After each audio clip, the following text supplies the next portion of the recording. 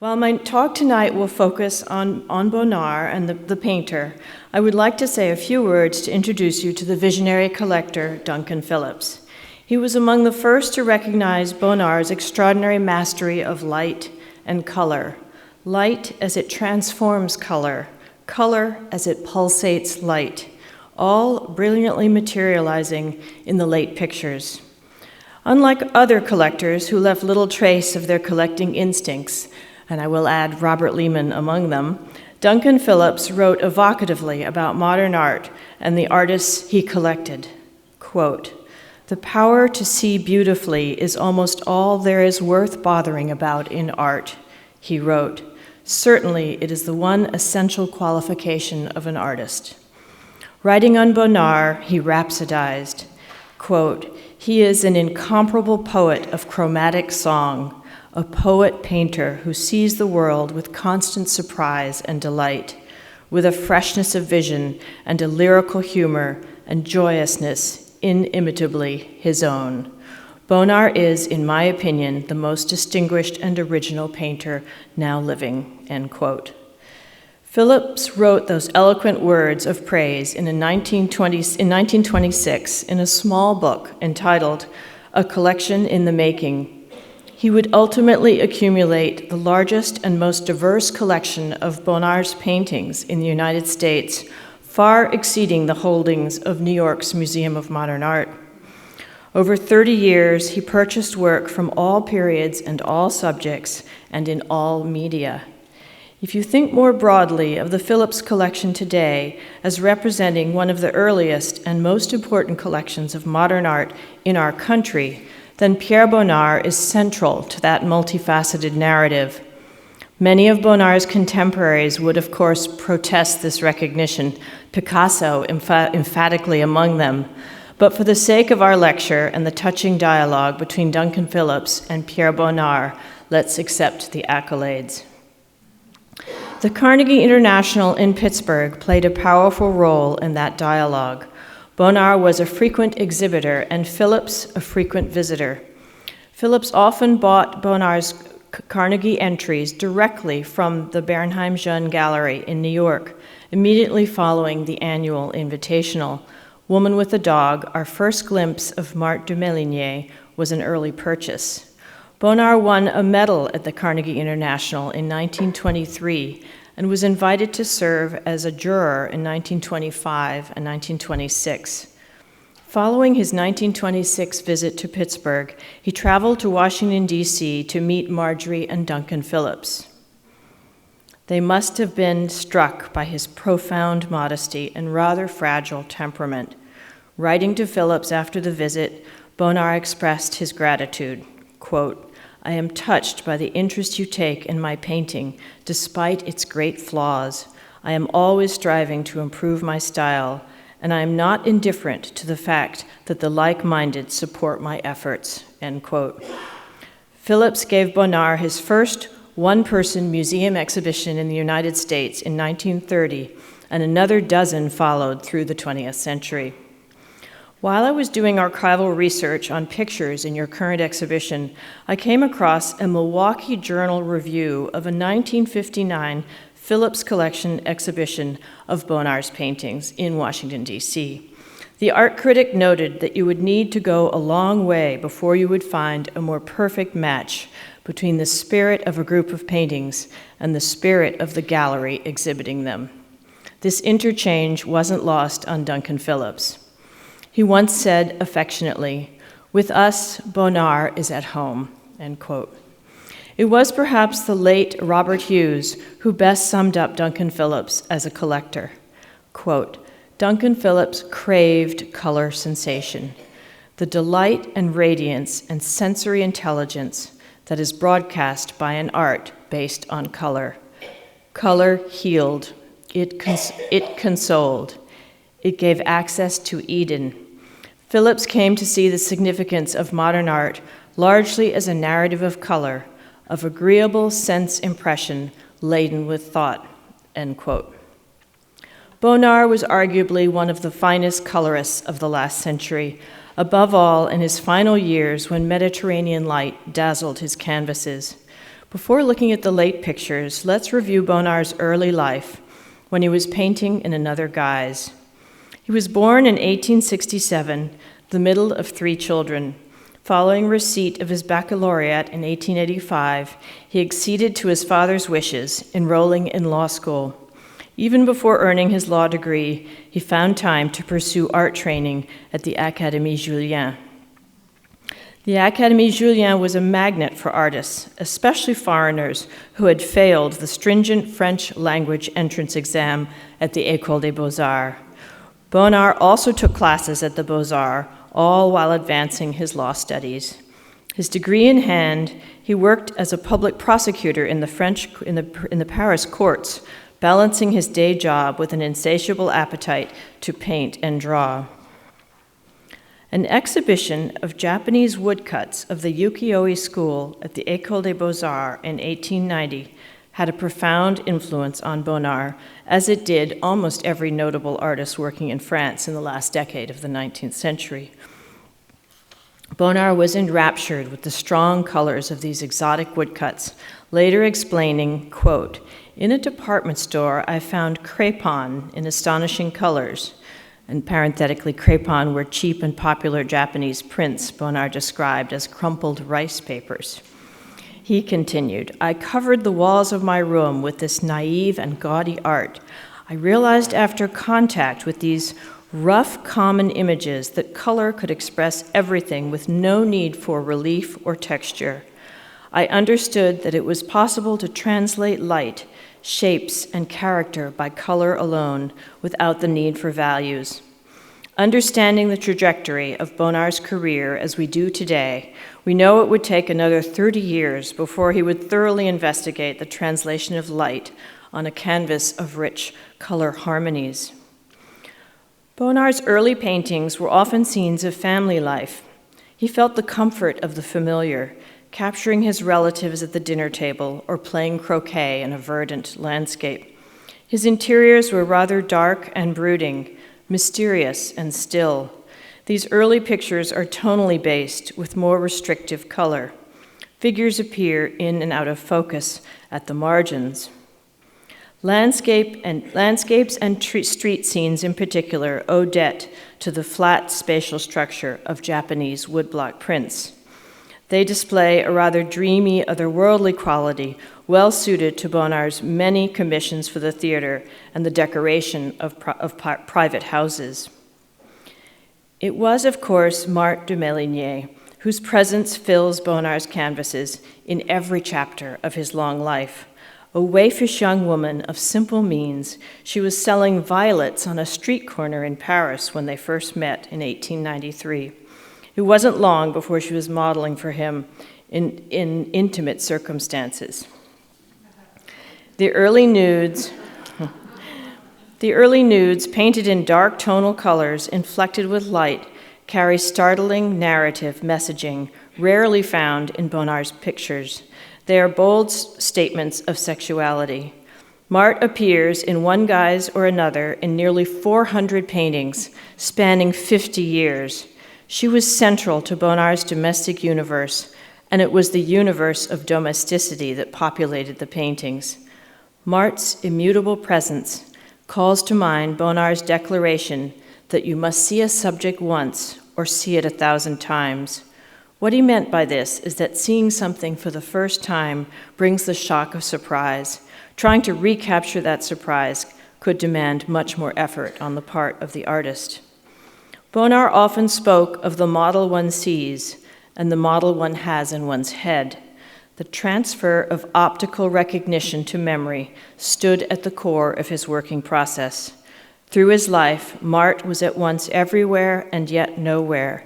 She was the comforting figure of his imagination, the model he sketched from life, and the model he transferred to memory, the mistress of his imagination. In the early years of their partnership, when Bonnard's figure painting clearly evinces a social sexual frisson, he took alluring photographs of himself and Marthe with a little Kodak camera.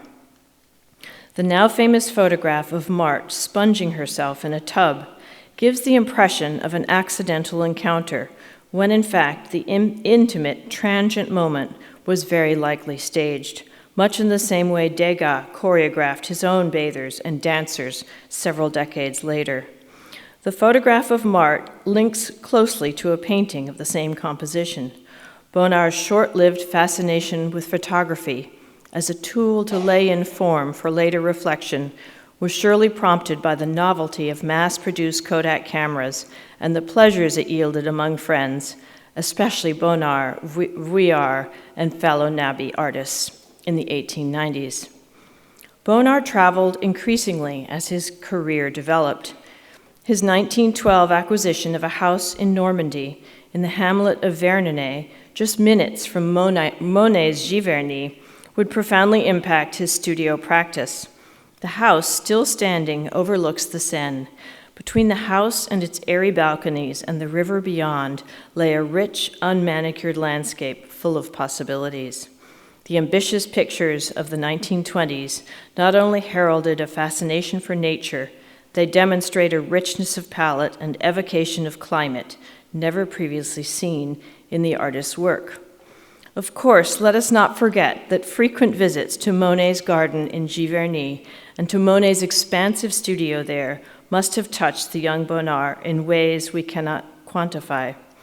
Already in 1920, we see him filling his canvases in a patchwork of vegetation with no conceivable pathway in space. The trees and shrubs of the unkempt garden blend in syncopated brushwork, uninterrupted by two figures who barely stake their presence. The open window was acquired by Duncan Phillips in 1930, 9 years after it was painted. The radiant Vernonay interior was one of his favorites. Phillips wrote, quote, "This unusually geometric and stately example is almost Persian in its luscious color, but ever so delicate and sensitive in its modulations. There is logic enough in its structure and balance to please every follower of Cézanne and any devotee of Matisse, but there is also the rupture of an ever self-renewing youthful spirit." End quote. Cézanne passed away 20 years before Bonnard took his brush to this magisterial canvas, but the mark of Cézanne echoes throughout. For it was Cézanne whose colors intermixed relationally. Just as a Cézanne interior begs a careful study, so too does Bonnard ask your indulgence. Look at the violets that scaffold the painting inside and outside the sitting room. The more you look, the more you see. Violet blends with warm hues in the interior and with cool hues in the exterior. Bonnard made many paintings of interiors bearing windows, and many more of interiors with closed doors and windows, all accessing nature. He once confessed that the best things in a museum are the windows. In almost every instance, the exterior is given a weight and a value equal to the interior. The exterior is uninterrupted in the open window. The interior is activated at the margins. A resting Marthe plays with her cat. An ill-defined chair and ceramic planter catch the light. The grid of the French window demarcates the tremulous brushwork of the gossamer white curtain. The black shade adds another geometry to the very architectonic structure. The window and its attributes have an outsized presence in a precisely crafted dialogue of interior-exterior rhythms. Dining room in the country was undertaken soon after Bonnard and Marthe moved into Maroulette, the name they gave their country house in Normandy. As early as 1913, the artist's palette brightens into radiant hues. Cool blues offset blazing oranges. Marthe hovers in the open window while a landscape surrounds her in flat passages of delicate tones. Once again, numerous overlapping grids define the space, rectangles only interrupted by the arc of the white tablecloth and the crouching figure at the window. We'll look at one more Vernonay interior by way of comparison. Painted in 1925 from the same vantage point as that of Dining Room in the Country, Bonnard has amplified the arc of the table, giving his figures a sizable presence and putting himself right into the picture, a spectral reflection in the lower register of the French door. Color here is far more nuanced, resisting saturation at every turn. The patterned clothing of the woman and young boy vibrate in orchestration. This painting is one of the artist's great masterpieces, if only for the brilliant subtlety of paint handling. And while we can guess that the woman is feeding the dog, and there is probably some human communication, we are left with the strange, unmistakable presence in the window pane. In reading the painting, we naturally want to believe that Bonnard was working from perception, that he saw himself in reflection as he worked up his picture. But no, he rarely painted from observation in his mid and late career, and this brings us to his idiosyncratic practice. How did he develop his paintings? He worked from drawings, often very tiny sketchbook drawings. His paintings took shape slowly, and often over many years in the studio. Bonnard bought his house in the Midi in 1926, high on a hill in the village of Le Canet and surrounded by almond and fruit trees. He called the house Le Bosquet, the Grove. While he seemed quite content to leave the garden as he found it, weeds and all, Bonnard chose to remodel the house, adding the now iconic bathroom on the second floor and repurposing a room to use as a studio. He introduced a balcony and French windows to a second-floor sitting room, a space we have come to know from many of the late paintings. Although Bonnard continued to travel peripatetically until the Second World War, shuttling between his Paris apartment, his house in Vernonay, and Le Bosquet, he was increasingly drawn to the Mediterranean, where he sailed in the summer and took frequent walks in the garden with his pet dachshund. It is actually these casual walks in the garden that gave genesis to the stirrings of many of the late great paintings. From 1927 until just before he died in January 1947, Bonnard filled the pages of small ruled diaries with thoughts for pictures. His very large hands held a small, stubby, soft pencil, and that was his only drawing tool. Referred to in French as carnet, these notebooks or daybooks mine his musings in drawings and words. Their shorthand notations record everything from weather patterns to grocery lists and art supplies. Myriad jottings on color and light accompany incisive sketches on sheets measuring no more than 5.5 by 2.5 inches. Sifting out the household reminder notes, these diaries distill a trove of insights.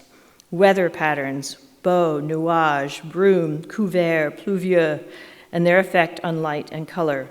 I've culled a sampling of Bonnard's revelatory observations. Quote, "In good but chilly weather, there is vermilion in the orange shadows.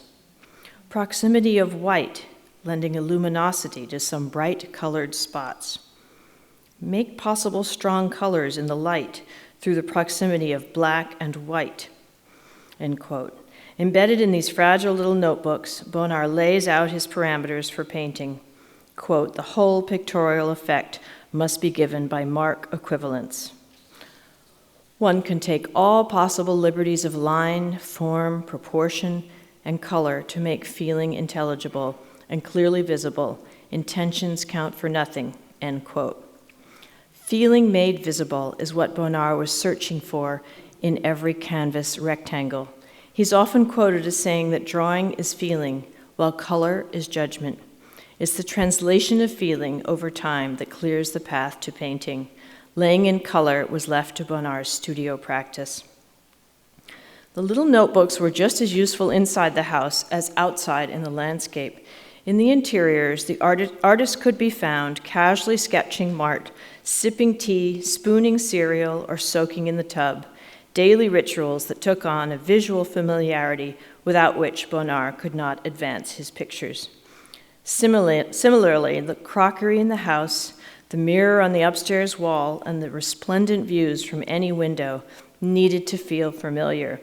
It's one of Bonnard's many eccentricities that while he had to live with his inventory of imagery before transforming forms in paint, he never worked from these objects in direct observation. The initial canvas, if you will, was the sketching sheet. whether the pages of the carnet or larger loose paper.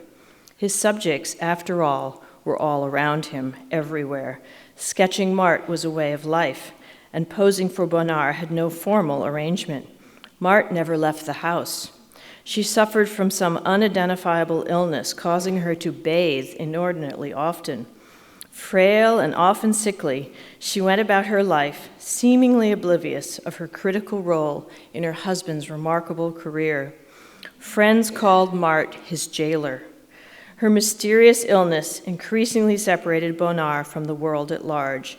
He spoke of living in seclusion. And yet, her constancy, together with the ready familiarity of her forms, expressions, and bodily configurations, enabled and advanced her husband's practice in ways we can hardly imagine. Her presence gave Bonnard the reaffirming courage to get on with his work. The small drawings and ruled diaries carried value for Bonnard over and above their obvious reference points, for embedded in their graphic language was a complex lexicon of marks keyed to color hues. The artist seems to have developed a color legend for every drawing in a shorthand of dots and dashes, diagonal, vertical, horizontal hatching, curlicues, spirals, loops, and waves. Through the confluence of these interlocking marks, activating the surface of a tiny sheet, we are keenly aware of the invisible grid of an infinitely larger canvas. Bonnard then used his eraser to interrupt the surface flatness, turn forms, adjust planes, and suggest atmosphere. Bonnard kept his drawings in his studio all his life. Their relationship to paintings in progress had no corollary in time. Sometimes the artist conflated information from several drawings in a single painting. Often a painted image is completely laid in on these small sheets, the scaffolding of a picture, its spatial tensions and density of planes, fully materialized by way of the artist's idiosyncratic graphic language. The pencil acts as the artist's eye, translating sensations at a moment in time. Having established the parameters of his paintings in graphic language, Bonnard was ready to lay in the imagery on canvas, leaving color relationships to evolve over time in the studio. Bonnard never stretched his canvases onto stretcher bars prior to finishing paintings. Tacking a loose canvas to the studio wall gave him absolute freedom to alter the dimensions of a picture, to literally add a length of canvas if a pictorial field called for greater spatial expression.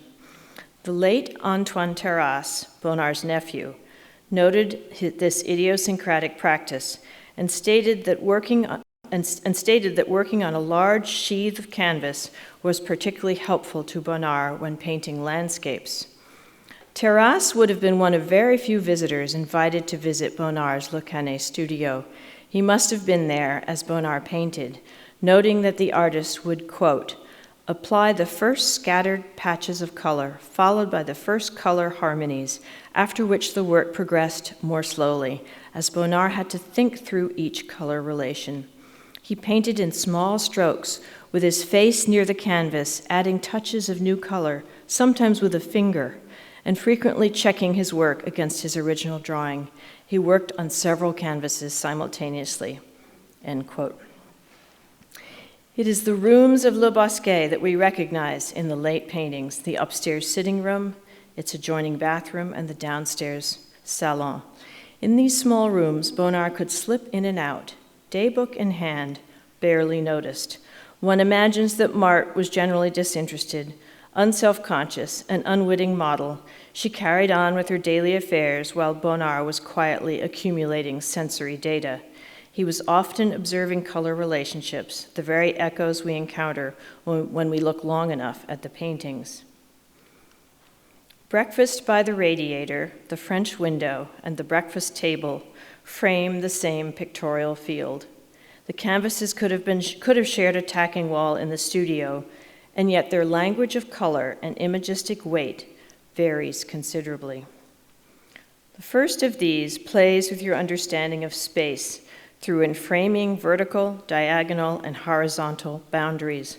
A woman, cast in shadow, is busy with breakfast and seemingly oblivious of the world around her.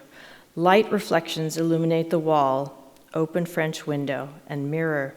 In the mirror, her back and head overlap with a diminutive figure who stares at us. It is the artist sketching his model in the near ground. His presence ricochets off the mirror, adding clues to his position and to ours for that matter. The constriction of space and interlocking forms give tension to the surround. The radiator abuts the open door, flattened yet reflective of nature's immediate landscape. Marthe's shoulder disappears into the grid of the balcony balustrade. Her chair rail reaches the periphery of the white wall and reappears in the mirror, framing the white robe of Marthe's back. And why is it white? Bonnard plays with your intuitive sense of space and urges you, the viewer, to spend time with his picture. Its optics fool the eye at every juncture. As for color, warm and cool yellow set the stage for the unfolding drama. The French window is one of the great masterpieces of the artist's later years. Judging from the subtle variance of color relationships, the layering and silting of paint film throughout the canvas rectangle, I imagine that the artist developed his interior very slowly and deliberately. Its color relationships echo through the canvas, some tones only perceptible in the underlayers. There is a tremulous quality to the brushwork, whether in glinting white highlights on Marthe's chair, shoulder, and head, or in the handling of her chemise, brushwork that announces itself not in illusionistic modeling of a torso, but rather as an act of painting, a zone of color aroused by variable brushwork. We are reminded of one of Bonnard's resonating notations in one of his daybooks, quote, "proximity of white lending a luminosity to some bright colored spots," end quote. The geometry of the French windows echoes the rectilinearity of the painted canvas, a painting within a painting, here delineating a panoramic vista of the Bay of Cannes and Estoril Mountains. In an interview in 1945, Bonnard talked of color in a very personal way. Quote, "When one covers a surface with colors, one should be able to try any number of new approaches, find a never-ending supply of new combinations of forms and colors which satisfy emotional needs," end quote. He could have been referencing this picture. Marthe sits at the breakfast table, an elegant, self-engaged presence. The glowing light that defines the coffee pot guides the eye across the checkered tablecloth to the arc of the chair, to Marthe's arched shoulder, to her radiant head, and finally to the reflected likeness of the artist, gazing back at Marthe by way of the mirror, as if linking himself to her in art and in life. Parsing the forms surrounding the mirror, understanding real space versus mirrored space is tricky. If it is the back of Marthe's chair that is reflected in the mirror, why does it appear outside the frame? The strong oblong cushioning form behind Marthe's head, which literally joins her to Bonnard's self-image, is the back of Marthe's head transposed by the mirror. The conflation of form and reflected form is all the stranger, given that Bonnard was painting not in the upstairs sitting room, but in the studio across the hall. In other words, he was seeing this complex image in his mind's eye, remembering the experience of drawing the image of Marthe sitting at her table. Taken to a level of metaphor, the painting has a transcendent resonance, touching on human relationships in life, and of course, pictorial relationships in space. The breakfast table, where the protagonist could not be having breakfast, is a nocturnal scene lit by diffuse electric light. The strange spatial layout, oddities of scale, and airless compressed space, heightened by a thickly layered paint surface, introduce many ambiguities. Not least among them is the silent witness in the mirror, this time transposed to resemble a woman. Marthe enters the picture like some predator, flattened, spectral, and discomfiting. The table ceramics link to Marthe and scale, around which the picture telescopes the room. Rectangles come and go with no clear spatial presence. The silent witness lurking in the mirror seems to have a better logic. The dressing room is a shimmering chef-d'oeuvre. Passages of mottled hues intersect, collide, and intrude like some watery mosaic. As your eye travels through the painting, you ask yourself, what is this? Where is it in space? How does space relate to the figure? It takes a while to identify forms in this ethereal luster of iridescent paint. Tonally harmonious, yet variegated. Let's take a closer look. We see the standing figure quietly. We read everything else in relation to the figure via colored zones of information. The figure is tall and slender. When you are drawing someone at close range, there are optical distortions. Here Bonnard has painted Marthe from multiple eye levels. The shape at the lower left is a cushioned chair with a pink towel draped over it. Bonnard links the chair rail with the mirror frame, flattening the picture in modernist space. Yet we know the mirror is behind the chair. The vertical rectangle at the lower right with interlocking palettes of color is probably a towel rack flattened to heighten color, not structure. One might be inclined to consider the fruit shown in the mirror as the fruit on the dressing table, but no, the mirror expands our field of vision to capture another table and its fruit elsewhere. Spatially, the artist gives as much weight to the light-inflected window treatment as to the foreground imagery. Light from the window bathes the figure's back, buttocks, and legs. The rest is in shadow. Marthe's face recedes from view, as it often does in the figure paintings. There's no doubt that Bonnard has set up the scene. One imagines his tall, lanky presence squeezed into the upstairs bathroom, pencil and daybook in hand, as Marthe held a pose. I would imagine that Bonnard sketched this subject on many occasions, always searching for the image while consciously defining the boundaries of space. We have preparatory material for this picture in several early drawings and a seemingly unfinished painting entitled Large Yellow Nude. The drawing for the large yellow nude encodes the image in space and lays in the pose. Marthe has a more robust presence in graphite than in paint, where she blends into a massing of hot yellow hues. If Large Yellow Nude was a dry run for the magnificent dressing room, we recognize its corollaries: the mirror, dressing table, pink towel, and above all the window with its patterning of streaks and circular modules. If Large Yellow Window was considered a testing ground for color notations, it was obviously abandoned early on. Bonnard couldn't take his palette to another level of color refinement. Turning to the second drawing, and assuming it's a later study, we see the calligraphic language mentioned earlier, a shorthand of dots and dashes, diagonal hatching, curlicues, spirals, and loops. Bonnard is massing form in space using this variegated graphic language. He gives the mirror greater presence, and the whole is further developed in passages of differentiated strokes. These drawings and the unfinished painting give us a clear reading of Bonnard's creative process. Having found the image, having laid in form, scale, and spatial interactions, and having delineated color notations, he was ready to embark on the large-scale painting. Of course, the dressing room is ultimately an abstraction of form through color. Color becomes the metaphor for the painting, its textures and patterning dissolving imagery in audacious brushwork. Light dematerializes form, teasing the reader with pure, luscious paint. Duncan Phillips took early note of Bonnard's ravishing palette and didn't wait a minute to buy two of the great Mediterranean landscapes in the Phillips collection, the Palm and Riviera. Starting in the 1920s, Bonnard would spend 6 months every year in the south of France, captivated by views of Cannes and its surrounding hills. He painted the Palm soon after buying Le Bosquet. At first troubled by the tropical sunlight's bleaching effect on vegetation, he took refuge in the shadows, here contrasting the shadowy palm fronds and lush foliage with the luminous rooftops of the middle ground.